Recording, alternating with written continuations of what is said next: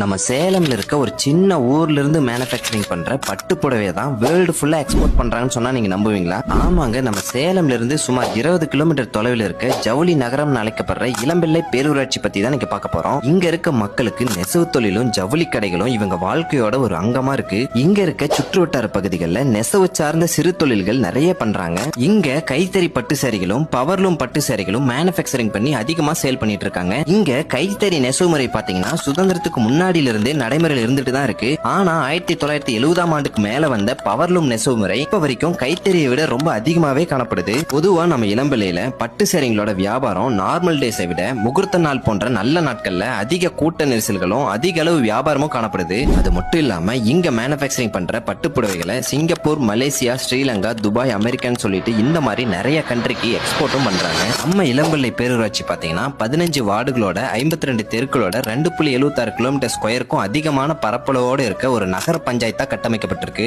நீங்க நம்ம சேலம்ல உற்பத்தி விலையில பட்டு சாரீஸ் எடுக்கணும்னு நினைச்சிட்டு இருந்தீங்கன்னா டெக்ஸ்டைல் சிட்டியான நம்ம இளம்பிள்ளைக்கு மறக்காம விசிட் பண்ணி பாருங்க. இந்த மாதிரி ரெகுலர் அப்டேட்ஸ்க்கு சேலம் பேஜை ஃபாலோ பண்ணிக்கோங்க. நம்ம சேலம்ல இருக்க ஒரு சின்ன ஊர்ல இருந்து மேனுஃபேக்சரிங் பண்ற பட்டு புடவை தான் வேர்ல்டு ஃபுல்லா எக்ஸ்போர்ட் பண்றாங்கன்னு சொன்னா நீங்க நம்புவீங்களா? ஆமாங்க, நம்ம